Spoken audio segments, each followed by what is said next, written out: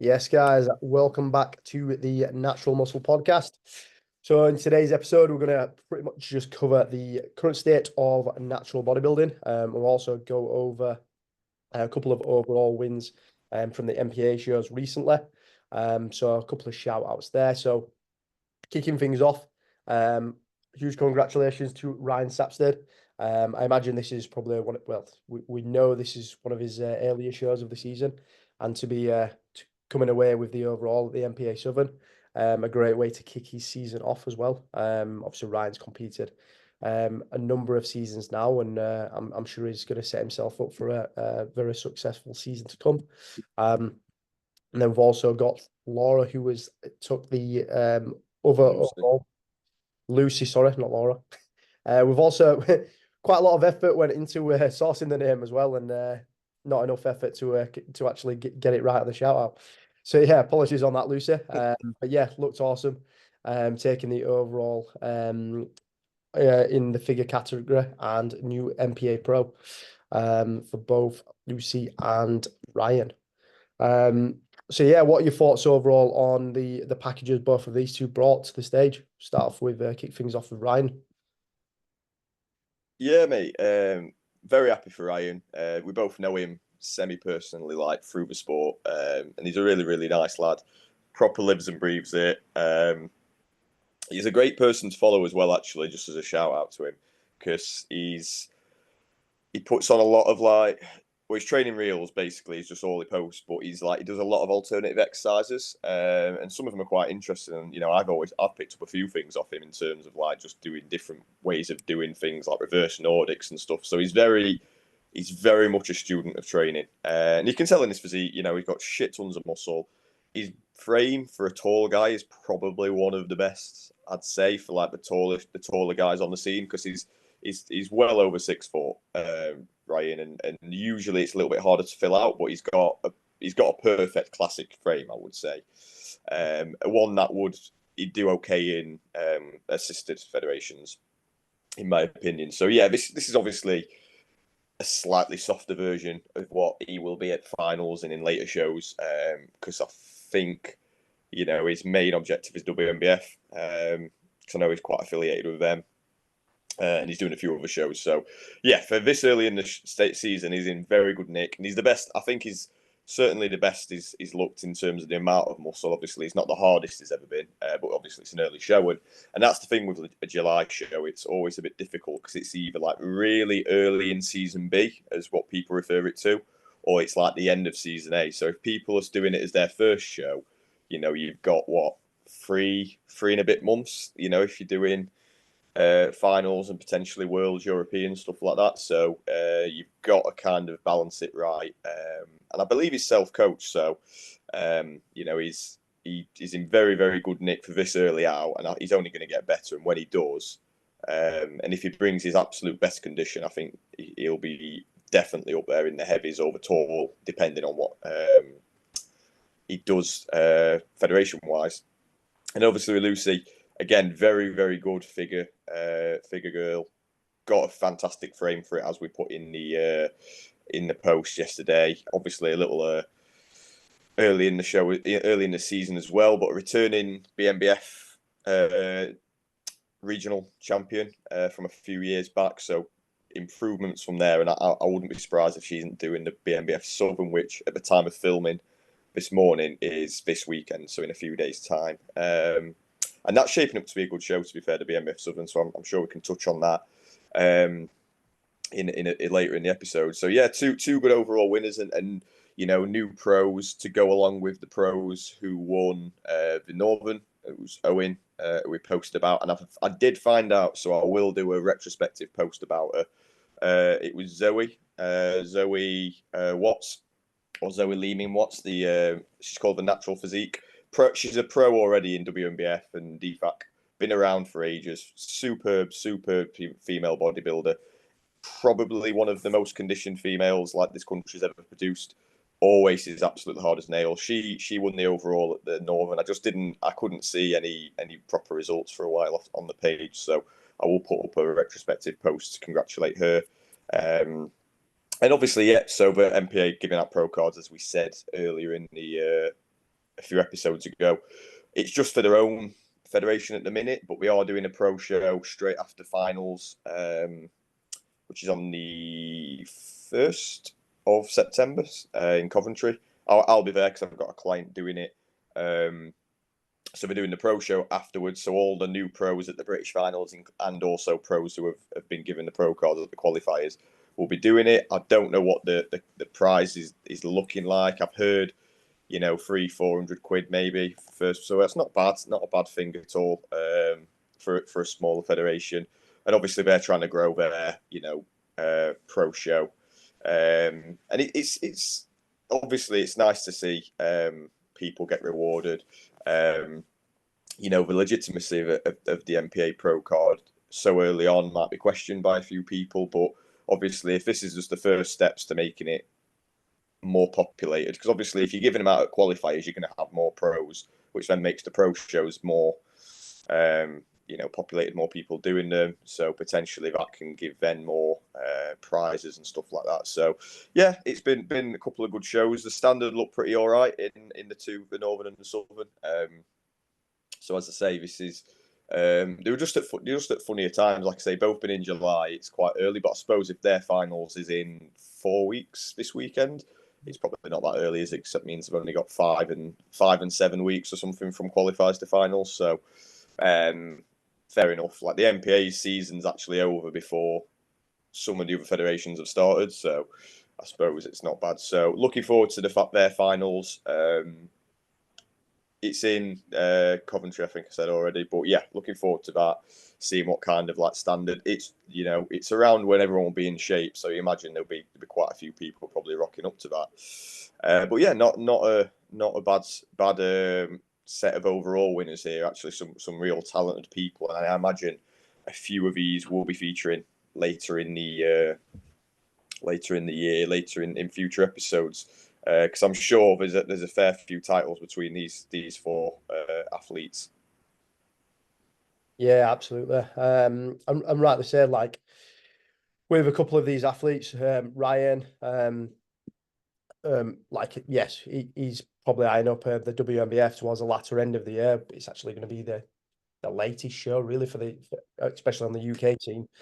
So being able to actually walk home with an overall, knowing you're not at your 100% best. We don't want to say quote unquote kind of a warm-up show. Whether this was say planned or not, it's just a great way to kick off your season, and also the fact that the MPA run this season a little bit shorter, whether you've got other commitments or stuff or so on going on within that year, but you still want to go through a competition prep. Like look at the MPA route. Like if there's certain variables that won't allow you to actually do some of the later shows at the end of the year, but you still want to kind of experience going through the qualifiers towards a British final. Like look through the MPA and what they're doing, and yeah, you could potentially walk on with a pro card from winning your qualifier and getting more pro athletes from winning the qualifiers rather than just the British finals. It's just going to add to having a bigger pro show at the end of it as well. So yeah, excited to see how that goes, and excited to see the first kind of pro show for the MPA as well. Really, I'm sure we will see both of these athletes, and also the same with the winners from the Northern, likes of Owen. He was doing like shows earlier on in the year, but I'm sure these both the two from the overall at the Southern will feature again later on this season. So yeah, wish them the best of luck for the rest of the season. Now, I know we're going to dive into a bit more of the current state of bodybuilding within the natural scene, and I know we've got BNBF starting through from this weekend, and they're doing a shorter kind of season, so to speak. So we'll see how that benefits the athletes, not kind of like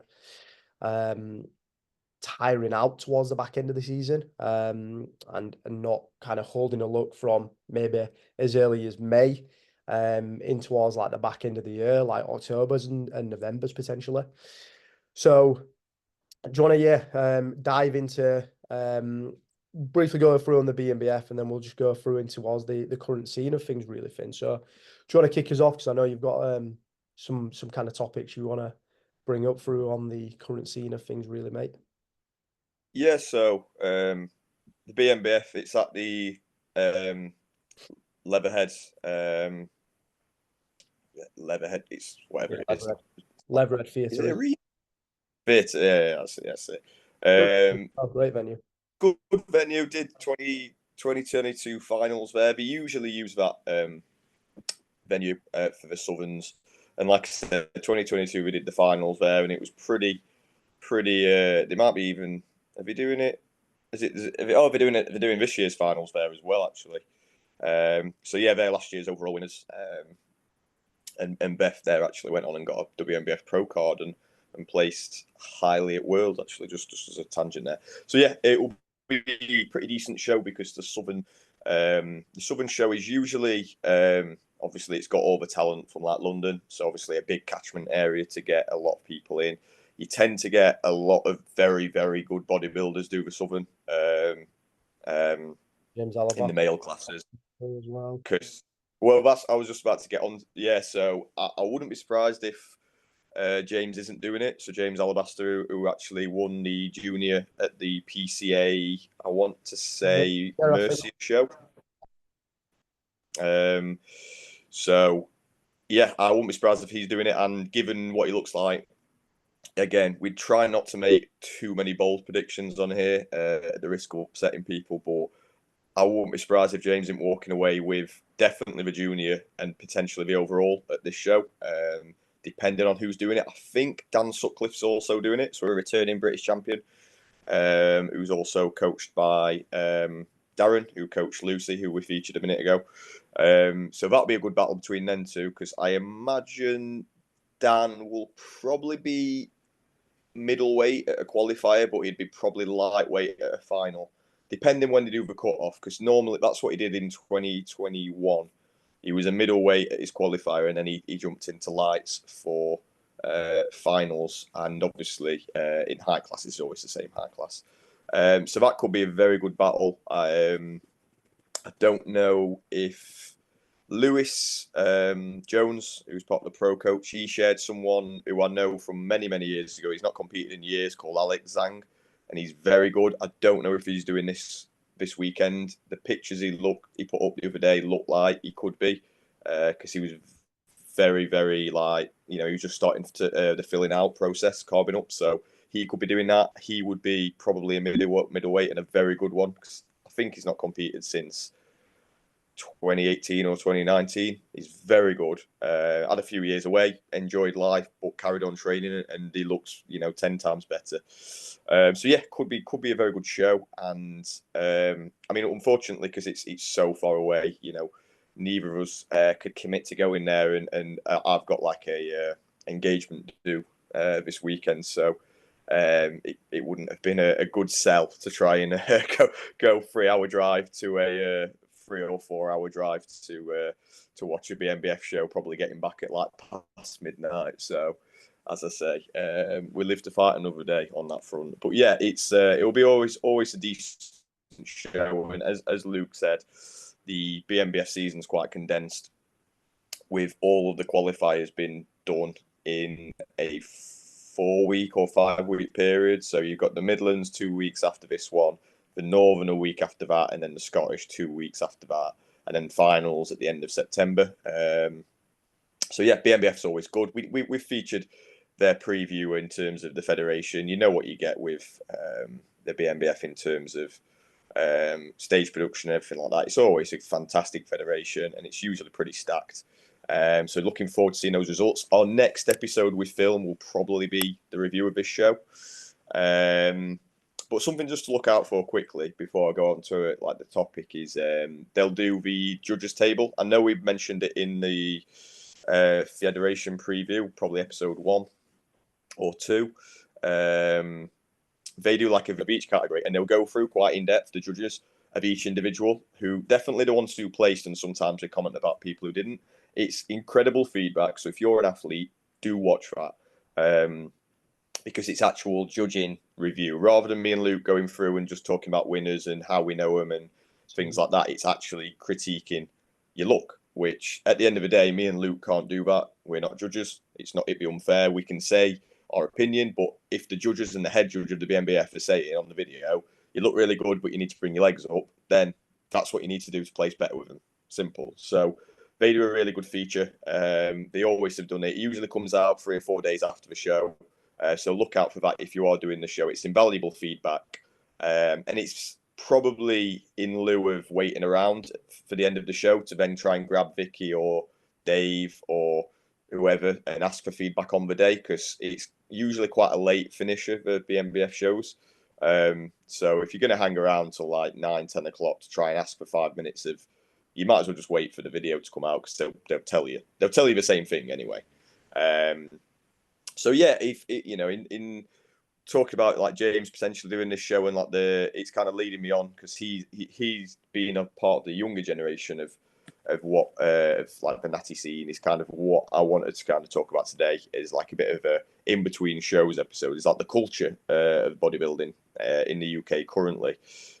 So we've gone over like the state of it in previous episodes, like, you know, who you can compete with, how good it is, but the culture in terms of the natty scene, I think, is as strong as it's ever been. I think it's only going to get stronger, and it's through people like James promoting it on YouTube. A lot of these younger lads have got really big profiles on social media. So obviously, you've got like your AJs, your Jack Forburns, even like Finn Kelly, people like that. They've got multiple thousands of followers, and you just have to look at Jack Chan this season. He's gone from a normal profile to over 10,000 followers on social media. Now, I know followers aren't everything, and personally, I'm not a big fan of social media in terms when people are comparing follower counts, but it does mean something. It means more eyes on, it means more opportunities, it means more potential of getting endorsements, sponsorships. So it means more people are going to see that. And I wouldn't be surprised if out of those 10,000 new followers who are following Julian, how many could potentially say, well, I want to do a show now, and natty bodybuilding looks quite good. Like, it only, if it's 1%, that's 100 people. That's 100 new bodybuilders coming through the natty scene. Well, there's a lot of shows don't even get 100 people. So if you think about it like that, like, the culture around natty bodybuilding is only going one way, and that's up. Like, more people are doing, like I say, YouTube channels. More people are doing, you know, high quality, you know, reels and things around that. I know we've got like the MBW, like that's an amazing feature and website for all things natty bodybuilding. So people are starting to like treat natty bodybuilding now, particularly amongst the younger generation, like the assisted side of things, in terms of how seriously they're taking it, how much like passion they're pouring into it. And I'm seeing it at a personal level, and I'm sure Luke can agree in a minute. In my gym alone, in the last few months, we've had like a group of 16 to 19-year-olds all join our gym. So our gym, S20 Health and Fitness, which is like on the outskirts of Sheffield, a lot of people that are coming over from like where I live, where I'm sat now, Chesterfield, which is like 20 minutes away, because there isn't a proper bodybuilding gym in Chesterfield. There's a few commercial gyms, but there's not a bodybuilding gym. There's not an independent gym. There's one, but it's shit. And I don't mind saying that, it's terrible. So people like me will travel to S20 because that's the nearest one, or potentially Ultraflex Rotherham, which is a bit further away. We've had a group of all these young lads come from Chesterfield because they want a better gym, and you're speaking to them, and they're all like so passionate about bodybuilding. You know, they're wearing head to toe gasp, which, okay, you know, that's just what they do, and it's you know, let the young kids have the fun. But it does make me chuckle.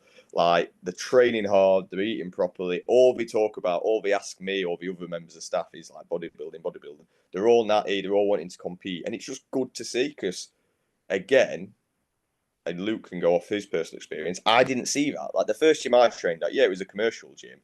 I didn't know any natty bodybuilders. Like, just literally, there wasn't any. Like, I think I was the only. I'd have been the only one. Like, and it just, and that's only what, 8 years ago. Like, in the last 3 or 4 years, it's just catapulted in terms of popularity and the culture around it. And people are treating it more like you can get as much out of this as you can from a career in the assisted side of things, outside of obviously top prizes in the Olympia. So, Luke, what would you kind of agree with that from what you're seeing in your gym? Yeah, absolutely. And it's good kind of like looking back to kind of like where you first started in the gym, and what you kind of knew about natural bodybuilding, and like what we see now. And it's like all it takes is open social media up, and you're going to see it within a scroll or so on there. Like, obviously, yes, we're around that scene, so you're going to see it a lot more. But the amount of people that are exposed to natural bodybuilding, and yes, you can look at it from a, a plus side and a negative side in terms of like how everything is so physique orientated now, but especially for like the bodybuilding in particular, how many people are putting some like good positive content out there, promoting the sport, the benefits of kind of physique development as a whole, what bodybuilding has done for them, and not just for like the mental or physical side of things, how they're applying um, these habits and rituals to other elements of the life,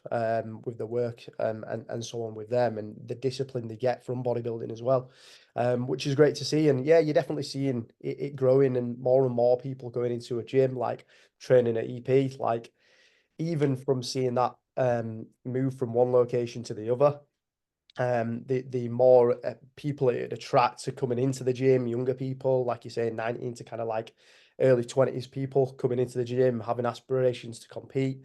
And yeah, as you've said, from people pushing content out there, and many of these people following people with over 10, 15, 20K followers, and plus them putting the content out there of them competing within natural federations, and other people aspiring to that and thinking, you know what, like that is something I want to do. I'll give that a crack, give that a go, because I enjoy my training. I enjoy like nailing my nutrition down. Let's see what I can get out of this. Like, yes, you've seen all the assisted people, like, and what there is to offer there, but it's like I don't want to take. I may not want to take that route, but there looks like there is benefits for me competing with the natural realms, and also the main thing is exposure, really, isn't it? Like seeing what federations there is out there, and as you mentioned, likes of say Jack Chan, it shows like for people him competing like overseas and so on there, it's like exposing so many of his followers to like federations like within the UK and like overseas, and just shows how many options and there is out there to compete naturally, and the benefits you can have from that, competing abroad, winning prize money, winning a cool ring from the back end of it as well. Cool sponsorships. You're seeing more and more natural athletes getting great sponsorship deals now. And I'm sure you could probably agree to this as well, Finn. Like as we're getting it, as you early years of getting into bodybuilding, you'd love to get like your supplements and stuff's like supported by a brand.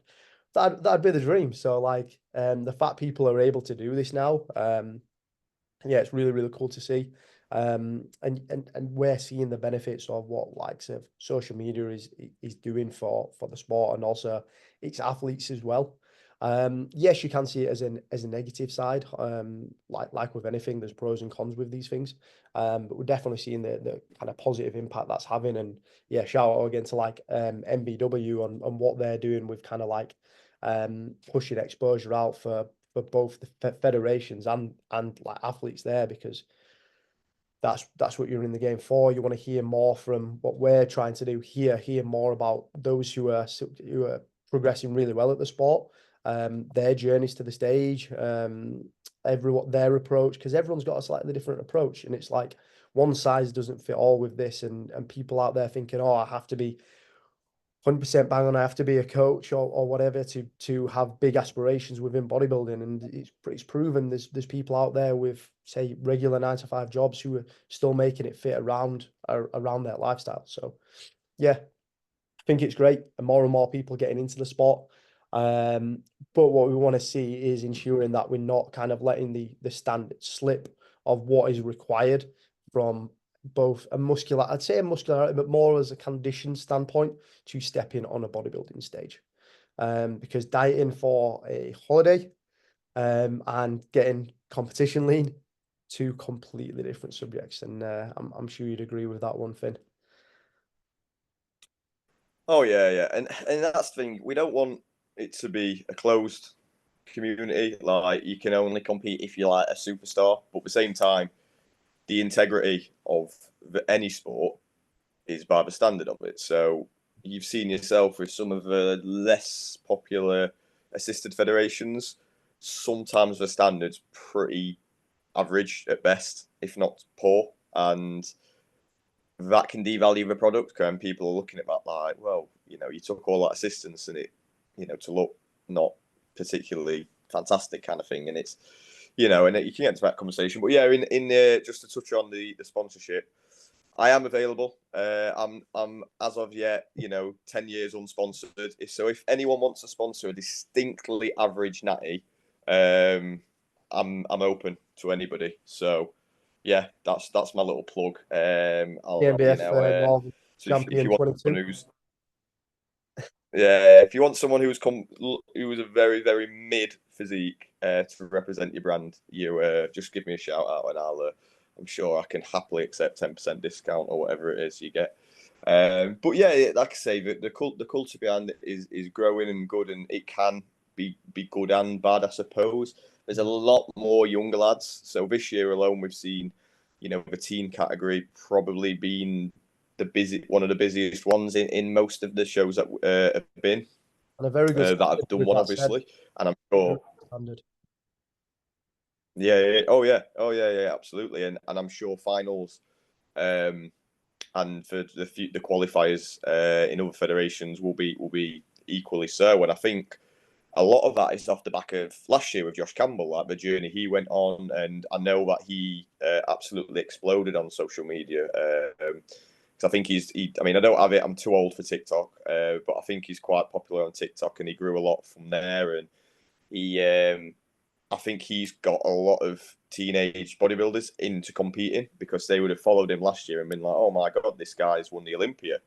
Um, that looks amazing, and he's only a year or two older than me. Like, is that something I can do? And again, I know, speaking to a couple of lads who I know from my gym, that's literally the reason why they got into really heavily into bodybuilding in this last 18 months is they followed him and they were like, "Oh my god, that's so good, and you can do that at his age. Like, I want that." So this is where I'm saying that the younger culture is coming from. It's from people in their peer group. It's not even necessarily the older ones or even the pros or like the real best of British. I'm not saying Josh isn't, because Josh clearly is, but like, it's not even people like your Dave Cage, your Nate Williams, your Ben Howards. Like, people understand and know them, but at the minute it's the younger, it's the juniors and the teens who are doing well. So off the back of this year, I'm sure Jacob, who we had on the show a few episodes ago, he will have inspired several teenagers to compete next year. No doubts about it.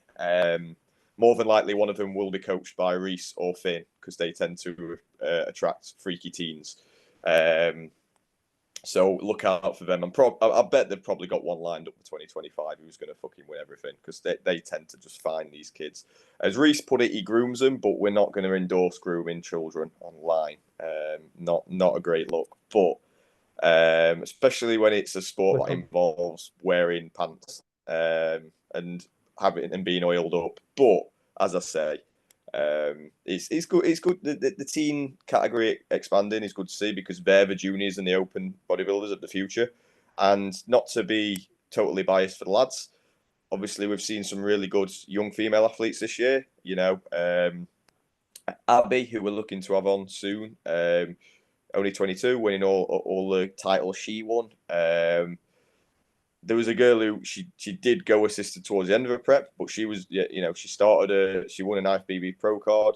Lizzie, she was natural until the last few stages where she she did say she transitioned over, but she's only 21, and she built most of her muscle with naturally, and she did a few natural shows last year. So these are the open people of the future, whether they stay natural or not. Obviously, I know a lot of the younger lads, that is the temptation. So what we need now in the culture of natty bodybuilding is to give more reason to stay natural for your career, because obviously that's what me and Luke promote in terms of the health benefit. But what that looks like is like what Luke was saying: more endorsements, potentially better incentives like prizes, funding to compete abroad, higher level shows, higher quality athletes you can compete against, more chance to compete internationally or for European or for world honours. That's what our probably selling point is as a natty. We're never going to be giving, like we did in Dubai the other day, 100 grand for the first place. That's I just can't see how that's ever going to happen.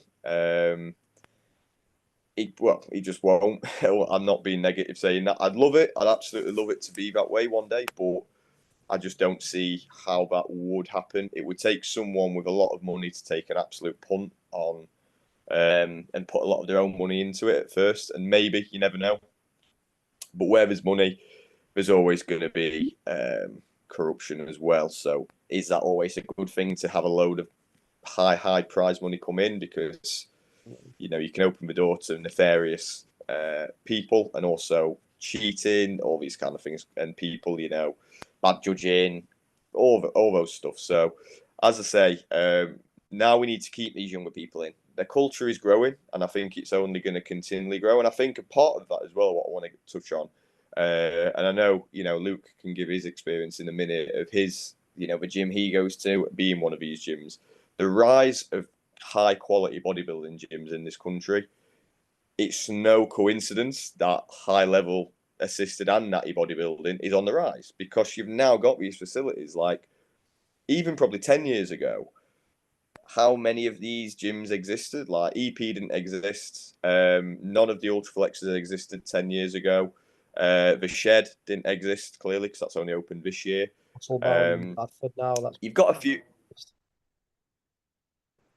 I mean, apart from Frontline Fit, no, sorry, not Frontline Fit, Flex and Tone. Apart from Flex and Tone, which is probably 40 years old, and Temple Gym, which is really old school bodybuilding gym. They're probably in the north of England, and I know I'm probably missing some, so I do apologise. They're probably some of like the only independent, really high quality ones. So these gyms are open, and you know, I'd put our gym amongst that. We're not directly a bodybuilding focused gym, but like, we've got world class kit, really good coaches, and a really great facility. You know, and I know Luke can agree with EP. Like, the rise of these gyms is just breeding that culture more, because you've got high quality kit, you've got an accessible gym now. Because, you know, I remember the episode where we were talking about our backgrounds. Like, Luke, you had to get 2 buses to go to your bodybuilding gym, didn't you? yeah, yeah. Those were the days. And that's exactly right. And now most people, particularly in the north, are probably half an hour drive away from a really good gym. Really, if we're being fair, like where you are, you could go half an hour in any direction and hit a very good gym. You Really. know, same with myself. I can go Manchester one way.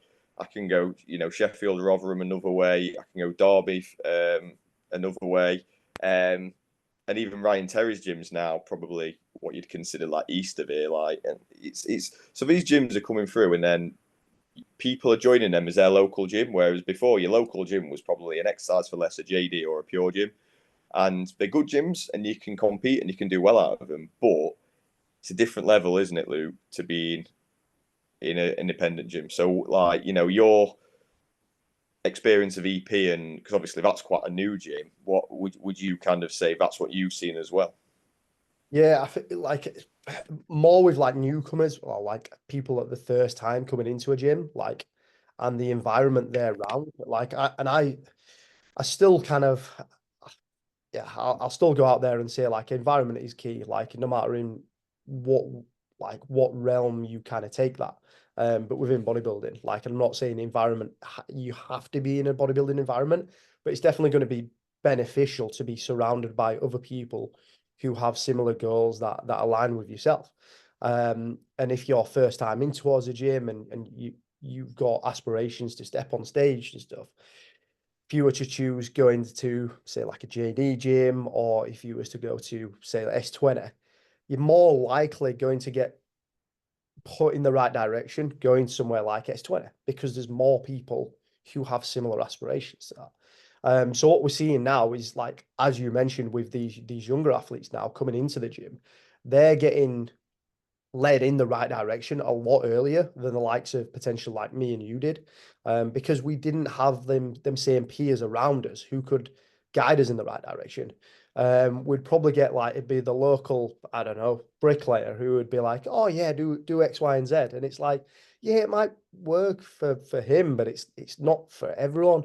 And then you might get someone else who's like, oh yeah, you do 70 reps on here. And it's like, well, all right, I'll go try it because I'm early in my teens. But now these teens are looking and thinking like, that's not right.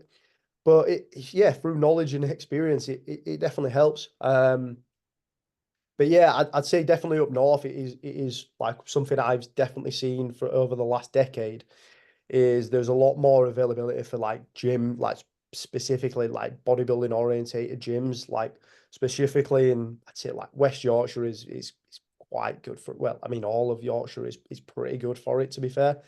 Down in South Yorkshire and stuff, I mean you're just outside that, aren't you, really thin? But like in terms of like Rotherham, S20, then even going like even further down, further south, you've got like say Ultraflex Derby and stuff, and then all the Ultraflexes pretty much around that region. Like, I mean, they pretty much dominate in the north, Musclebound, going into Manchester, FLF, Stockport, EP, the north. It's pretty good for that.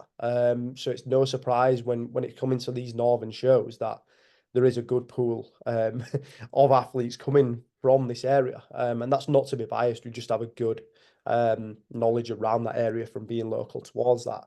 Um, but yeah, it's definitely beneficial just being around more than peers. And what you'll notice is the type of people that go to these kind of gyms have goals that they want to improve. And even if they're just like a lifestyle client, they're generally the people that are coming in and they're improving rather than the likelihood of going to a commercial gym and seeing them improve within, say, a year or 2 years is far less likely. I'm not saying it's not possible, but the type of people that go to them kind of gyms tend to look pretty similar year round. Um, and the main reason is because it's not a priority for them. It's more seen as a chore, um, less of an enjoyment and a hobby. And one thing to kind of brush back on what you mentioned earlier to like the Dubai show, the pro show at the weekend. Yes, you got 100K prize money for winning that show, which is absolutely phenomenal to see for the assistant athletes. But one thing to note is like that is that's their career, like that's their actual career. Whereas for most natural like bodybuilders, like this is our hobby, this is our lifestyle, but generally we have a career around away from that. And I'd say for most people, and even still now, even with the rise of like online coaching, people getting into the fitness industry and working in and around that, I'd still say that most bodybuilders like do not have a job around like the fitness industry. There may be a scaffolder, there may be a bricker, they may do office work and stuff. And it's cool for them to have like a divide and still have a massive passion for something, which doesn't actually like add financially to them. It's just actually love for the training, the competing, and seeing improvements for it. So that's one thing to know. Yes, you may get paid more from that, but you still have your actual career away from bodybuilding. And that's one thing to know. And something that you may not see like through on social media, and it's quite easy to see like comparisons. Oh, this is why I'm doing the assisted side because this is paying X, Y, and Z. And it's like, yeah, but all of your focus is probably going into that from doing the assisted side of things. And there's also like more expense that goes into that to ensure you're staying on top of your health. So yeah, that's just what I wanted to add from there because I didn't get that in earlier, Finn. But yeah, it's great to see like more gyms catering for bodybuilders now when the sport is growing because effectively, like as I got into the gym and you was probably pretty similar, we went in to kind of improve our physique. Most young lads will do that. And I'd say it's great to see most females are wanting to do that, stepping into the gym now, rather than just looking to kind of become a smaller version of themselves. They're looking to add more muscle and lead a healthier lifestyle because in the UK, it is definitely not the norm to prioritize training. It's more kind of living for the weekend. So it's great to see these younger athletes putting so much content out there and how much they can gain from competing naturally, um, and how great they actually feel from that. And that is definitely the benefit um, of of the current culture of natural bodybuilding, really, mate. Yeah, absolutely agree. And case in point, like last year, the UK the FBA, the overall winner, Richard, like scaffolder, like just trains after a heavy physical day, um, and he's got an incredible physique. So yeah, most people we know. I know there's a lot of coaches these days who do compete, but there's a good amount who also have other jobs. I won't say real jobs because that's going to trigger. And I am a coach myself, so I'd be like insulting myself there. That's going to trigger people to say not real jobs, but jobs that require you to have to take maybe a bit more of a sacrifice to train. You're training really early, you're training really late, you're training around shift patterns, you're training around X, Y, Z. You have to train at busier times, things like that. So, yeah, for sure. Like you bang on there. Like natty bodybuilding is a hobby for everybody, a very passionate hobby for most. But yeah, so if along the way you can make a couple of quid in some prize money and maybe a bit of a sponsorship, then not bad for a hobby. Because if you think of most lads who play a bit of golf, none of them are getting a sponsorship of it. Really, you have to be a pro. Same with lads who are playing five-a-side for their hobby a couple of times a week. None of them are getting boots sponsorship of it. Whereas someone like me and you, who it is just our hobby outside of our job, we could get that. So I think that's what's unique and great about, again, the culture of the bodybuilding as a whole, not just the natty side of things. So that's what's really good about it. And I think another half, or not half, another part of this, and also what I wanted to go on is the level of coaching. Like, definitely, even in the last 2-3 years, I would say the level of coaching in natty bodybuilding is just, it's night and day to what it was, like I say, even 2, 3, 4 years ago. Certainly compared to when I started, like pretty much everyone will have a coach like now. And even when I first competed, there was a lot of people who were like self-coached at the first couple of shows I did.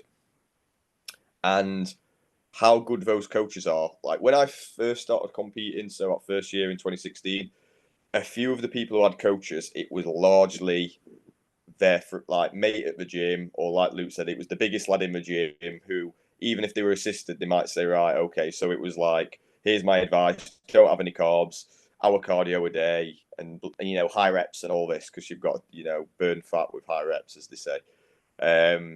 And that was what a lot of people backstage you could see. It was just the big lad from their gym. They just come down and with mixed success, really, because some of those would know things and some of them it would just be, well, I did this, so surely it could work for you. But the rise of like the online coach, I suppose, and the level of coaching is like it's really good actually to see.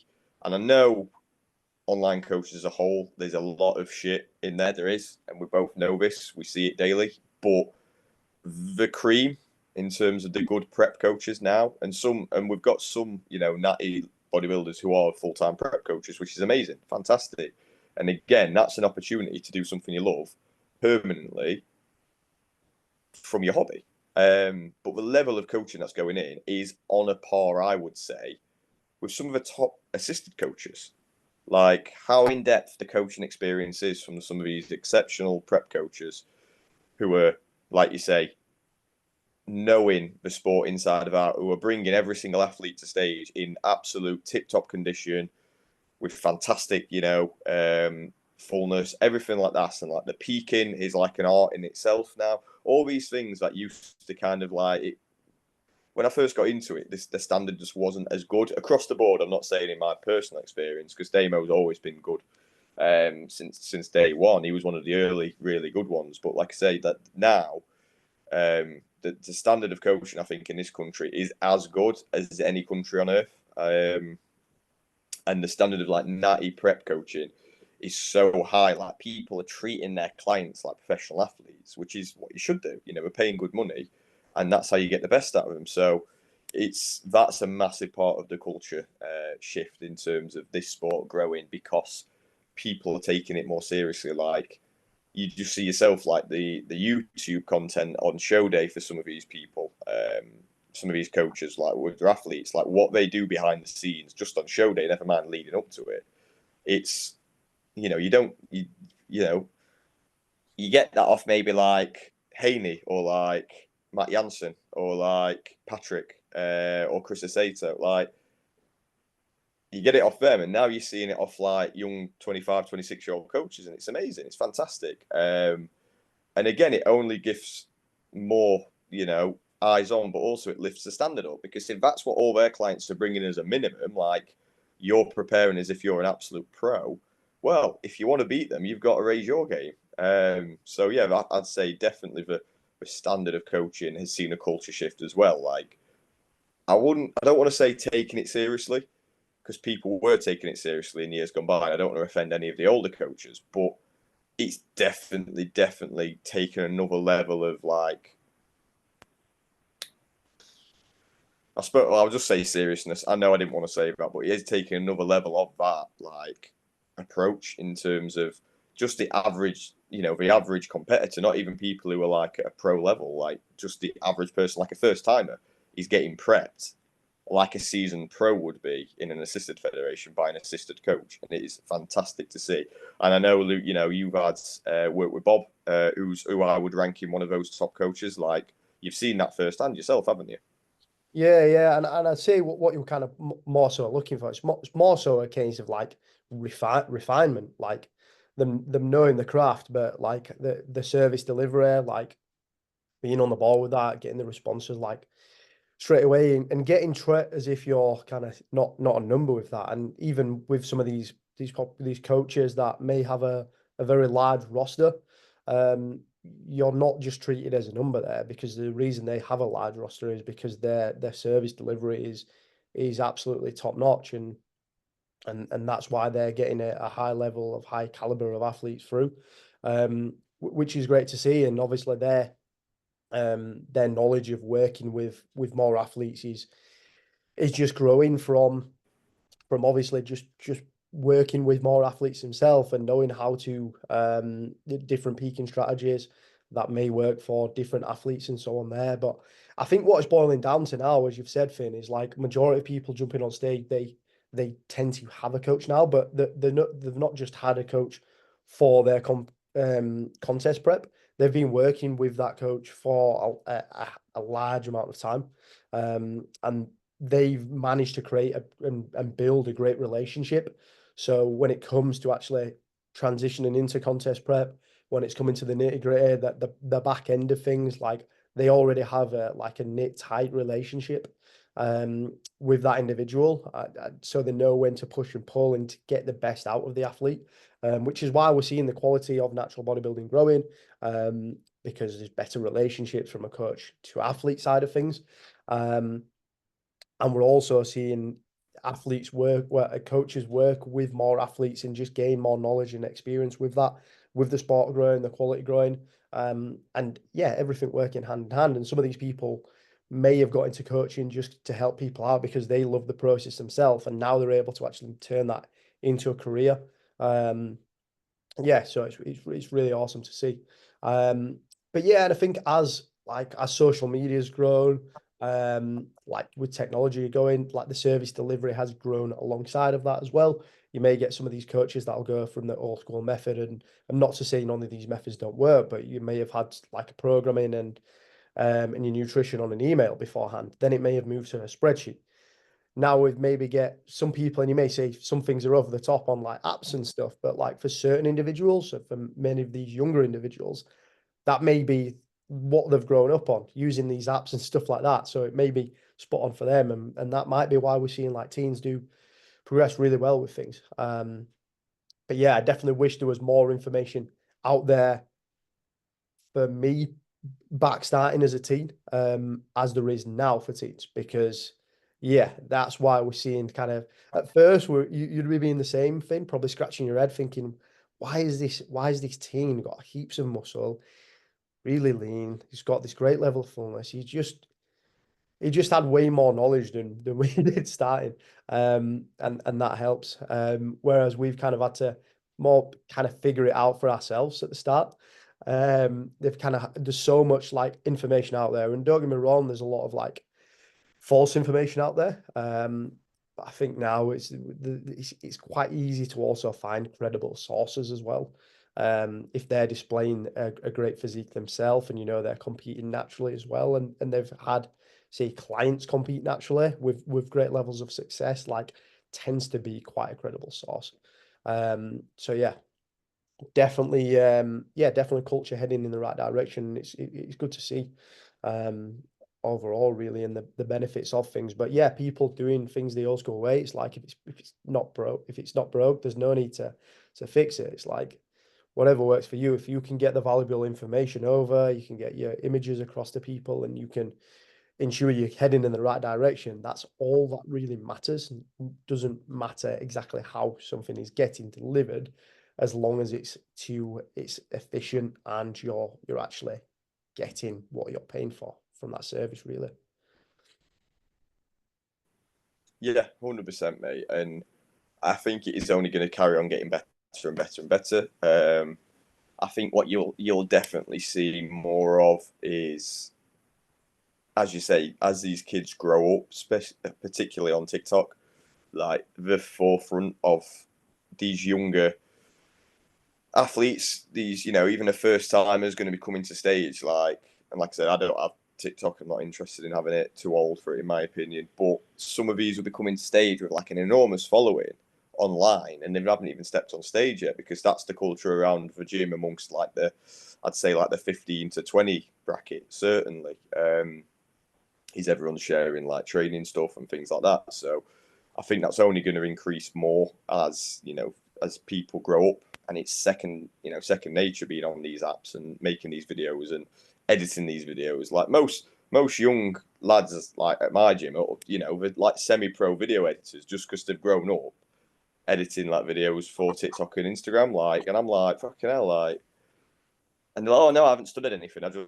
It's just practice, like doing it all the time. So it's like, there you go, stuff like that. And it's just gonna continue, I think. And this coaching as well. The coaching side of things is just going to get better and better. The cream will keep rising to the top as it always does. Yeah, don't get me wrong. And there's always going to be shit coaches in the industry. There's going to take a lot of changes from like a society and also maybe even government influence to eradicate shit coaching altogether. I just can't see it happening anytime soon. But in terms of the better coaches are just going to stand out even more because of the level of service to bring in, the level of the clients who every single show are winning, big medals, big trophies, podium finishes. They're in shape. They've got a shit ton of muscle. Like, they're improving more than anyone else in off seasons. Like, the coaching standard is only going to get better as well, because then other coaches who aspire to be them are going to raise their game. So the level of coaching that you could receive will be better on the whole, if you avoid the shit. So yeah, I think we're in such a good place culturally. As I say, I do think we're as strong as any nation on earth in terms of the actual gym culture. Now, in terms of like producing the athletes, obviously America's always going to be up there in terms of pro level at worlds. The Germans, as we saw the last couple of years, are very, very good. There's a few exceptional Danish and Italians and Spaniards coming through. So I'm not saying like the best in terms of the absolute athlete, but we do produce some incredible athletes ourselves. But I think in terms of gym culture, we are absolutely up there as opposed to anyone in the world. And the visibility of our culture, like how many people are, following our athletes, our coaches, seeing the videos, seeing the content they put out, I think is as good as any. So for such a small, relatively, nation, we do have a very, very strong culture of, bodybuilding focused, of, high quality gyms, of, X and Y. I know land mass does play a massive role in this, but you look at America, some people would have to drive like 4 hours to find like a gym like EP. Yeah. They would, like, genuinely, like, a lot of people's local gyms are like LA Fitnesses or whatever other brand gyms they've got. Like, independent gyms are quite few and far between. And again, what it needs is someone in that town or city, probably, usually, to have been some sort of pro, either athlete or bodybuilder, to then open their own facility to then attract the people in. Obviously, you've got Flex Lewis's Dragon's Lair in Vegas. But like I say, he has done that off his own back. And, a city the size of Vegas with the tourism, I know now it has a couple of really good gyms, apparently. But before Dragon's Lair, I don't think it existed. Like, there wasn't and for what, a couple of million people probably live there. it's pretty stark, really. So obviously we are great. We're blessed in a way because obviously if you drove 4 hours in this country, you're probably at the other end of the country. So yeah, we're a tiny, tiny nation, but it does mean things are closer. So that opportunity to excel, is there for anyone to see. So no, it's great, and I do think it's only going to get better, which is exciting for us as athletes. It's exciting for us as a podcast, and it's just exciting for us as spectators because me and you do love going to watch shows and seeing people do better and better every year. So it's exciting times for all considered within the sport, and I think natty culture is as strong as it's ever been, and I think will pale in comparison in years to come in how much stronger it's going to get. Yeah, absolutely. And yeah, with the BMBF coming up through this weekend, it's a great way to kick things off because it's going to be pretty much back to back for a couple of weekends now. So keep this excitement rolling on from August going on forward. So yeah, exciting couple of weeks coming up in the natural bodybuilding scene. And I'm sure there'll be many of athletes. Yes, you might have seen quite a lot with the rising popularity of like social media and stuff, like putting content out there. But there will still be a dark horse. Every show there'll be a dark horse that'll pop up out of somewhere. And that's that. To be honest, that's the main thing I'm excited for. Because yeah, it will be, and don't be shocked if it's the dark horse that takes the overall, because that tends to happen quite Yeah, a lot, absolutely, doesn't it, Finn? absolutely, Yeah, spot on. absolutely. All good, mate. So, do we have any questions through to wrap things off with through on this week's?